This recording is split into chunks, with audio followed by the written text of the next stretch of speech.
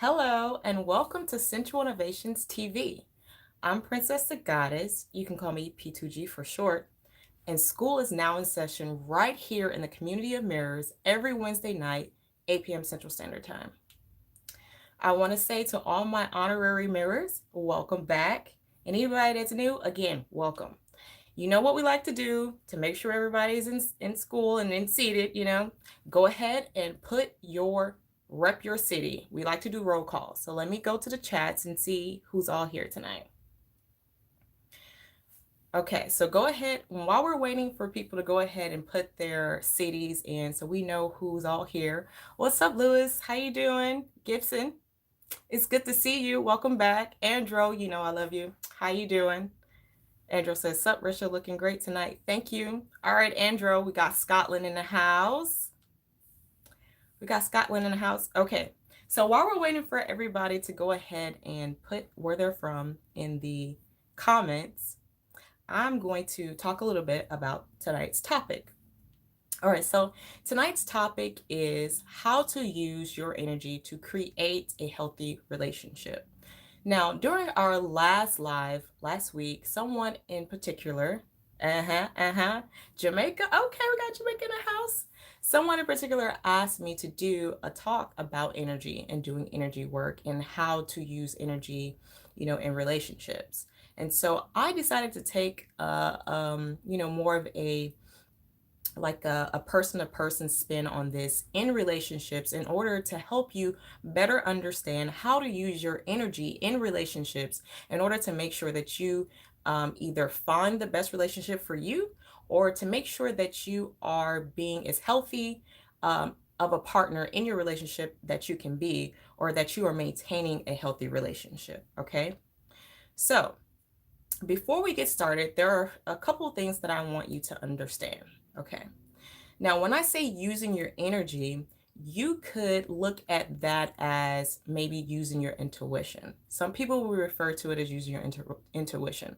I like to say energy because I can give more of a visual example of how you can use your energy. So it just works better for me to say using your energy, but you can call it using your intuition.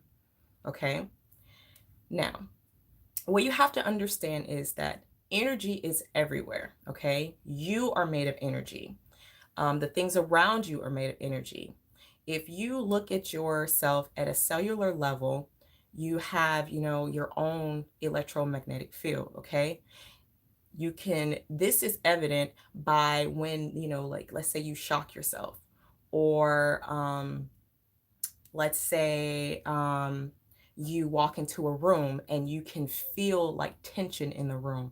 That is all energy. Those are just different examples of being able to feel the energy that is around you. Okay. So I want you to understand that this is not some like, ooh, like, voodoo or scary stuff. It is actual science to understand that you are a essentially a walking energy ball. Okay. And now what I want to do is I want to help you to hone in on that energy and to help you use it to kind of navigate through um, some difficulties in making connections in a relationship. Okay. All right. Now that we've got that said, let's go to the chats. Okay, so we have Scotland in the house. We got Jamaica in the house. We know we got the US in the house. Lewis says, hit the like button. Yes, please hit the like button. Okay. All right. So without further ado, let's go ahead and get into our lesson for tonight. All right. How to use your energy. Now, the first thing that you want to do in order to be a master at using your energy and creating a relationship that you want, or maintaining a healthy relationship, is you have to be in tune with yourself to begin with. You have to be in tune with how you feel, what your normal state feels like. Because if you don't even know what this feels like, you won't be able to recognize any changes that may be happening in your body as a result of a new connection, or a connection that's already been made that may be a little shaky. Okay. So you have to get in tune with yourself in order to understand what your baseline is like, um, my calmness feels like this, or my anxiety feels like this, or when I'm confused I feel like this. So taking the time out to really learn what your body is like in different states, energetic states, is going to be the best thing for you to do. Some people intentionally disconnect with their own energy, because they don't want to feel it, because they don't want to, they don't want to feel sad, or they don't want to feel anxiety or tension. Some people completely shut down, okay? Or maybe they have some past hurts and traumas that they're working through currently. So you have to bring yourself to a place to where you can understand what your body is like on a normal regular basis, okay? Now, I know you're probably thinking, well, how do I get in tune with my energy? I'm going to tell you. The best way to get in tune with your energy, or to get a sort of a baseline on what you feel like energetically, aside from or separate from anything or anybody else, is to: one, you can meditate; two, you can do exercises; and three, just really paying attention to yourself and taking care of yourself. Okay. Now let's go back to the meditation. I know a lot of people hear that and are like, oh yeah, I've heard about meditating, it's so boring, or I don't want to do it, or I don't think it works. Okay. Well, let me tell you what the meditation is for in this instance. Again, you want to learn what your body feels like when it's normal, when it's at its regular baseline, so you can tell when there's any changes happening in your interactions, okay? So when you're meditating, what you're going to do is you're really just going to kind of pull yourself back, okay? You're going to pull your energy back, you're going to sit back in your body, and you're really just going to examine the way that your body feels. How does your hands feel? How does your arm feel? How do your legs feel? What is your stomach? And what you really want to focus on is the stomach area, your gut. How people say, oh yeah, I got a gut feeling. Well, you need to know what that feels like when nothing is taking place, so that when something does happen or something does take place, you can listen to your gut, because you know that something has changed and something is different. Okay. Now, once you become in tune with your body, you will be able to, navigate through a lot of different energetic changes and understand what's happening. Okay. So, the next thing that I want to tell you about using your energy to create a healthy relationship is that you have to learn energetic cues. Now, before I tell you what the energetic cues are, let me go to the chats and see what's going on. Andrew says, or some people use drugs to get away from feeling sad or trauma or having extreme anxiety. Yes, some people use wine.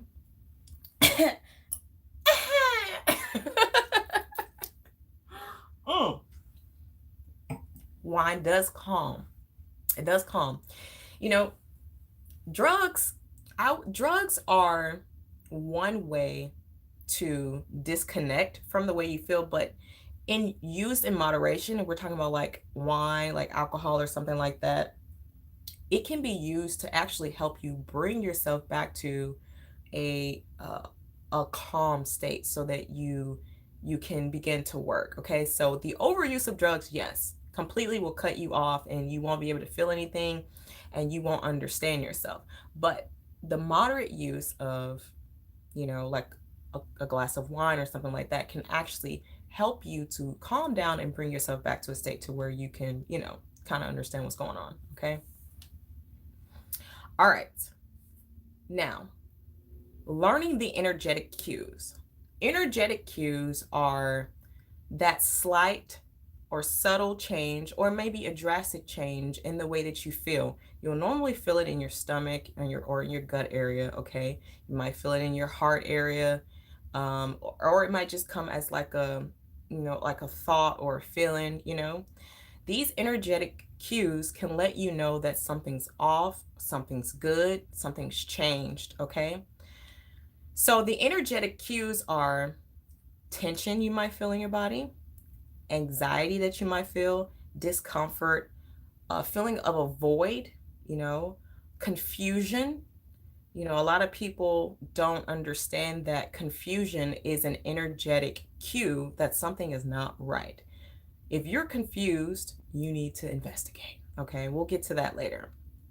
But also, if you're in a particular energetic state and you become more calm or more peaceful, or you feel a sense of relief or even an epiphany, these are all energetic cues that will help you to understand that something has changed in your environment when you're dealing with another person. Okay, do we have any questions about that?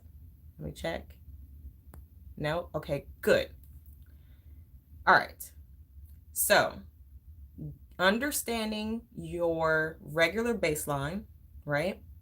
Understanding how you work, understanding how you feel using meditation, exercise, or however you choose to get there.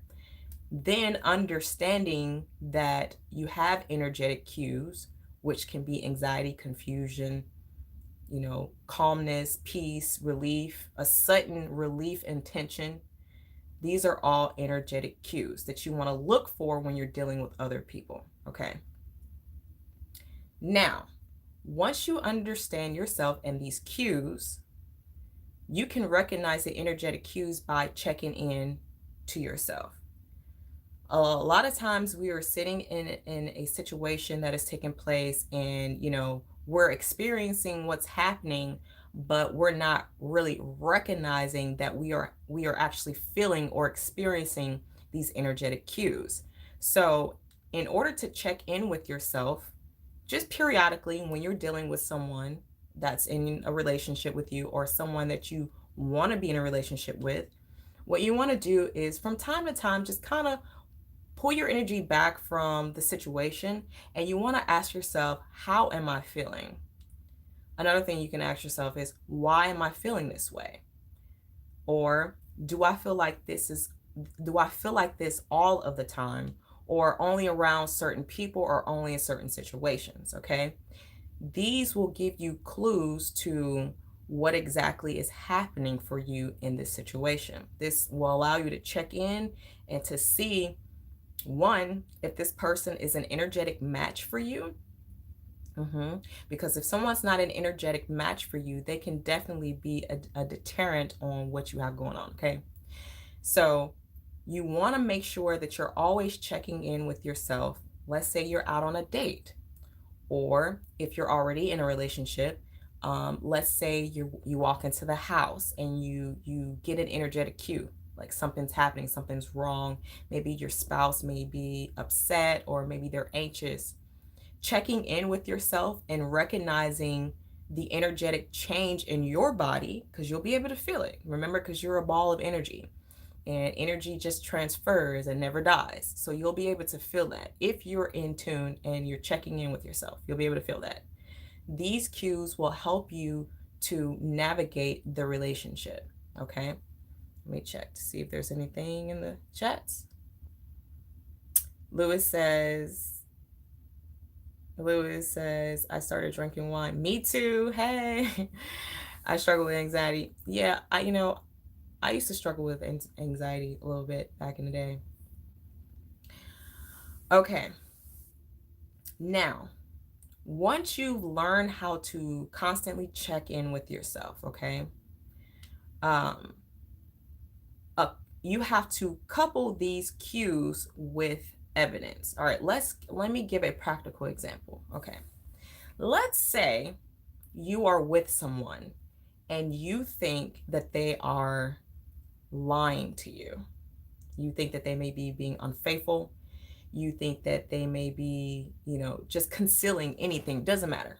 But you think that they're not being honest. Okay. That's an energetic cue that you're feeling. It feels off. It feels like confusion. Okay. What you want to do then is you want to make sure that you are fact checking what you're feeling. Okay.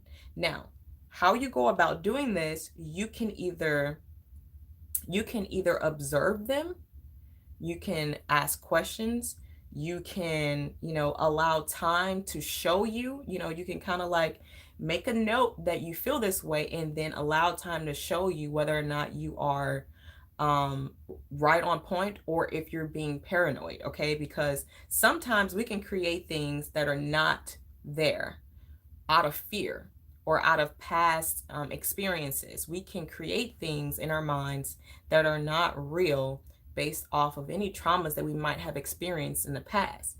So when you are feeling like something may be off based off of the way that this person may be behaving or based off the energy that you're feeling in the room, you want to make sure that you fact check this with some type of evidence so that you're not self sabotaging, okay? Because that's what people do when they have been hurt in the past. They move into a brand new relationship, and maybe this person may be giving off this energy for a different reason, maybe they're confused or maybe they're missing some information on their end and they're giving off that energy to you. So now you feel that as if, they might be being dishonest, and that might not be the case at all. So again, make sure that you couple these cues that you have, make sure that you vet them by getting evidence, you know, by asking questions, by observing their attitudes, behaviors, and making see if their behaviors and their actions match up with what you feel and what they're saying, or just letting time go past and to see if what you feel like you felt was actually what it was. Okay. Andrew says, like, don't know, maybe I'm just paranoid. Yes, sometimes we can become paranoid based off past experiences that we might have had and not want to experience those things again. So our alarms go off a little bit faster, you know, than maybe it should. Okay. Lewis Gibbons says, I used to do that. Yes, a lot of people do it. I've even done it, thinking something and then come to find out it wasn't really what I thought it was. Okay. So you don't want to start the blame game until you actually have facts and evidence. Okay. Because you might be wrong. You might just be being a little paranoid. Okay. And sometimes the energetic cue that you thought you felt might have, you might have been slightly off, especially if you're not used to reading your cues. If you're not used to checking in with your body and knowing what your energy feels like, you might be off. So make sure that you're checking what you feel with some evidence. Okay. Now, once you've coupled these cues with evidence, okay, do a little investigation. Investigate those energetic cues by asking the question. We talked about this and observing. Okay. And don't feel bad about investigating. Okay. A lot of people are like, oh, I don't want to get into nobody's business, blah, blah, blah, blah, blah. Now, there's a difference between like stalking and being overly controlling. There's a difference between all of that and actually investigating, the situation. Because let's face it, okay? If this person is not doing anything wrong, okay, they should not have a problem with you fact checking to make sure that everything is right. Now, if you're checking facts all the time, then you have a problem. That means that you don't trust the situation you're in, and maybe you need to step out of the situation. Maybe you need to stop dating, or maybe you need to not be in a relationship if you cannot trust the person that you're with. Okay. So, but there's nothing wrong with checking the facts. However, again, if you feel like you have to do this often or a lot, then maybe there's some inner work you need to do yourself before you extend an olive branch to someone else and be in a relationship. Okay. All right. So there's nothing wrong with investigating. A lot of stuff goes unseen and you don't get the facts sometimes if you don't investigate. Okay. Especially if you're like, oh man, this feels off. Something feels off and I don't know what it is. And you just let that go on and on and on. You can cause a lot of trauma for yourself. In the end, if something is indeed wrong and you find out something was wrong, you can really cause yourself a lot of trauma. So what you want to do is nip it in the bud, get it out the way, find out what's going on. Hopefully the person that you're with, they can be honest with you. Okay. Now, we just talked about this a little bit, but don't mistake the residue of past trauma as an energetic cue. Okay. You do this by facing the situation as if what happened before in the past never happened, but equip yourself with tools to protect yourself. Okay.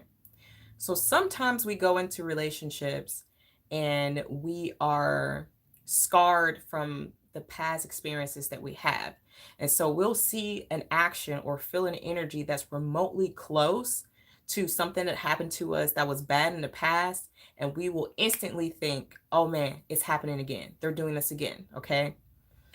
What you want to do when you're going into a relationship, in order to give yourself a real fighting chance, to give the relationship a fighting chance, what you have to do is you have to go into this relationship as if what happened to you in the past never happened. And I know that's hard. I know it's hard, but I know you can do it because I've done it and I do it. Okay. So if you really want to give your relationships a chance, you cannot hold the new person in, you cannot hold them to the hurts and the pains that have happened to you in the past. Because what you're going to do is you're going to burn them out. You're going to create a stain on the relationship that is not there. And this person is either going to get burned out, they're going to, get tired of it, or they're just going to run from you in the first place because they don't have time to deal with it, which is their prerogative because everybody has their own personal choices to make. Okay.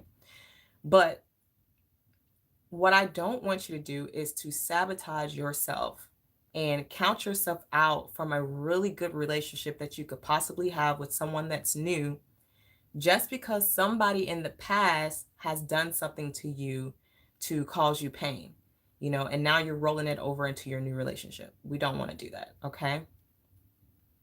So don't, that's why that's why the fact checking is in place. Make sure that you're coupling the cues with evidence. Okay. Now, tools I talked about protecting yourself. So you want to go into the relationship or go into this dating situation as if all the hurts that have happened to you never happened. But you don't want to be naive either. So what you want to do is you want to use tools to protect yourself. And these tools are putting boundaries in place. I know in a couple of the videos and the lives we have done, we talked about using the 3-strike rule, with someone who does something that you don't like or that you don't agree with. You have the conversation and then you allow them 3 tries to violate that thing that you said you didn't like. Give them 3. Because after 3, it's a pattern, and this is something that they can't change, they can't break. And what you don't want to do is hang in there so long that you become more damaged. Okay. So allow this person 3 tries to overstep these boundaries that you are setting up. On that 3rd one, you might as well just let it go. Okay. All right. So that's one tool. Another tool is to understand that there will be some sort of pain or disappointment in each relationship because there is an adjustment period. Okay. What may seem wrong to you may not be wrong to them. So you have to teach them. Now, I know I just did a video on how to teach people how to treat you. So go ahead, make sure you go check that one out. But basically what I'm saying is when you go into a relationship, it's going to have conflict and it's going to have its ups and its downs. So what you don't want to do is go into a relationship thinking that if this is going to work, that there's not going to be any type of tension in the relationship, because that is unrealistic and it's not true. It's unrealistic and it's not true because people come from different backgrounds. What you may deem as okay, this person may not deem as okay, okay? Or what you feel like is a complete violation, they may have no idea that you feel this way. And the only way for this to come out is for you guys to have that moment where this person does this to you that you don't like, or or you do whatever it is that they don't like. Then it's out on the table, then you guys can talk about it and negotiate, okay?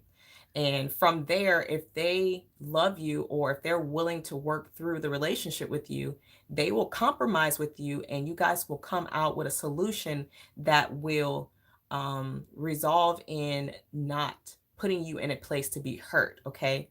So that's why you have the boundaries. That's why we talk about the three strike rule. You give them 3 times to mess up. Now, if this person is really into you and they're really trying to make this relationship work, they won't need all 3 strikes. You guys won't get there. You know what I'm saying? So there will be conflict, there will be tension. Okay. So allow that. It's natural, it's normal, it's going to happen. That's why we have the boundaries set up. Okay. Teach them what you like. Teach them what you want. Teach them what you don't like.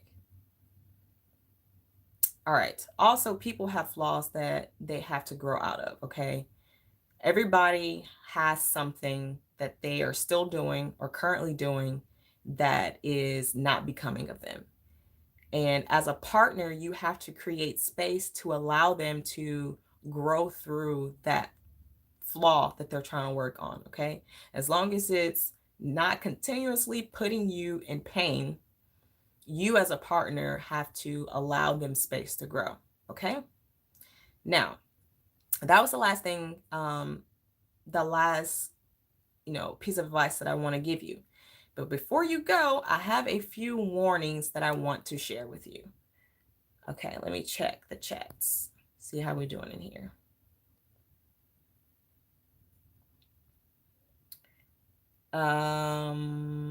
Okay. Lewis says, not to change subject, how can I get your book and not online? Okay, Lewis, send me an email at risha@sensualinnovations.com and I will hook you up, babe. Okay. It says, I'm married, so I don't want to know. Lewis says, my break over. Have a great night. Okay. Good night, Lewis. Andrew says, catch you later, dude. You too. Hopefully. So after the 3rd time, this person has to go, obviously 3 times after you tell them not to do yes. So that is my recommendation, because if someone continuously does something, it's obviously a part of, their behavior. And I'm not saying that this person cannot change after committing this violation 3 times, but you stand the risk of being in a relationship where you're going to be continuously hurt over and over again. And this can cause you more hurt and damage over the long run. And so if someone is so, if they need so much work on themselves that they need more time, then they don't need to be in a relationship anyway. You know what I'm saying? So the 3 strike rule is really there to help you protect yourself against someone who is having a hard time working through their own personal issues. Their personal issues are not yours to deal with. They're not yours to, to cure them of or to help them with. As a partner, you can support them through, things that they may be trying to work through. But if it directly affects you or if it directly hurts you, it is my recommendation that you do not go through that, okay? Because it is not for certain that they will be able to work through this. Some people will work through it a little bit and then they'll give up. And then what? You spend all that time holding space for them and working through it with them, and then they still give up in the end, So yes, it is my recommendation that you use the 3 strike rule, okay? Because sometimes You can, sometimes they can change after that. It's very rare. It's rare. But sometimes they can change, if they continuously make violations that you've told them that you don't like. Okay.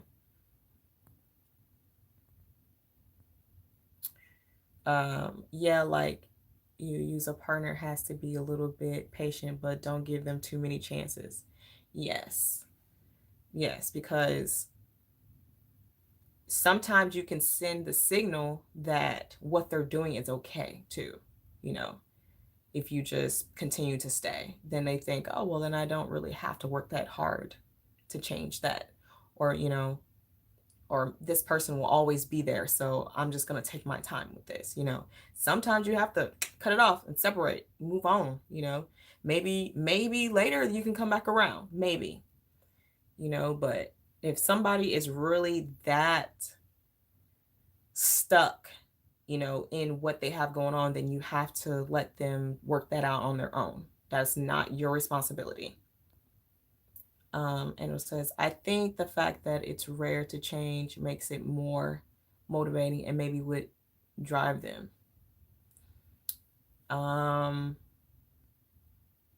What do you, I'm not sure what you mean by that. Okay. So let's get into the warnings. There are just 3. All right. I'm going to give you the warnings about this energetic work. So the first warning is you can be energetically connected to someone who is not good for you, especially if you have been having sex. Okay. If you're energetically, if you've been like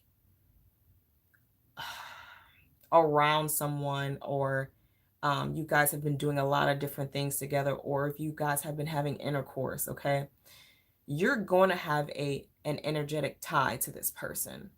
So a lot of people mistake this as like a forever soulmate tie. Like they're like, oh, this is my person. I feel so strongly connected to them. You can be strongly connected and energetically connected to someone who is not good for you. What you then have to do is work extra hard to separate yourself from them, because if you don't, you run the risk of becoming damaged, emotionally damaged in the end. Okay. My second warning is don't mistake the natural connection that happens through bonding as with the ideal that this is someone that you are supposed to be with. I think I just said that. Everyone has free will, okay? If this person isn't for you, there is someone who is. If you feel like this is a soulmate that you're supposed to be with, okay, I want you to know you have free will. You do not have to be with this person. You have more than one soulmate, okay? If this one's not ready, you have to go out and find someone who is, okay? Okay, so you're going to clarify. It says, like, meaning because the chances of them changing are very slim. It would drive them to change so that they don't lose the person they really care about, because the chances of keeping the loved one. I understand what you're saying. And let me tell you, some people, and this is such a hard pill to swallow, some people just don't want to do the work. They don't have it in them. They don't have the drive. And they will know in their minds, they will know that they are going to lose you. But the ideal of losing you is not enough to kick them into gear to get them to try. That's just the way it is. Some people just don't have the drive. They just don't, okay? And it's not your fault. It has nothing to do with you and everything to do with them and the way that they are. Damn, how the F am I the only one? Oh, you're so silly. It's okay. Jason says, hi, Princess. If you give a person too many chances in a relationship, eventually they will start to take you for granted. They start to take advantage of you. You just because they know that they can. Yes, that's true. Yes. Yep. They will. They'll think, oh, this person's always going to be here, so I'm just going to do X, Y, and Z. I'm just going to do whatever. Okay. All right. So the last one that I have for you before I get off of here is you can have a soulmate that you're not supposed to be with for long term. Okay. Sometimes you're with someone that you're only supposed to be with for a short amount of time. And in that short amount of time, you're supposed to learn from that relationship. You're supposed to grow in that relationship. That does not mean you're supposed to be with that person forever. There are people that come to your life for seasons, and then there are people that come to your life forever. Okay. So I hope that this has been helpful. Thank you so much for tuning in. Make sure you hit the like button. Make sure that you subscribe if you're not subscribed already. Icy says, how do I talk my crush that I haven't talked to in a while? Well, you can send me an email. We can talk about that later. If you like Icy, thank you for coming. Again, make sure you hit the like button. If you're not subscribed, hit the subscribe button. Make sure you hit the bell that says all so that you can get all the notifications when I pop on and everything. I do make posts on my story here in YouTube. I make posts in the community area too, so make sure you check that out. You can see me over at Instagram, Princess the Goddess 100 or Princess the Goddess Music, either one. One of them is more of a more personal page, and the other one's more of a work page, so you can check those out. I have all of that information down in the description box, so just go ahead and hit the little arrow under the video so you can see all of the information for the video. Okay, make sure you visit www.sensualinnovations.com to sign up for the free membership that we have over at the website. I'm actually currently revamping the website right now because it's a little dormant over there, I ain't gonna lie, but we do put out newsletters every Monday. Okay, so at the very least, you get some inspirational information every Monday. Okay. All right. Thank you guys for tuning in. I will see you next Wednesday, 8 p.m. Central Standard Time, right here in the Community of Mirrors when school is in session. I love you guys, and I will talk to you later. Mwah, mwah. Bye.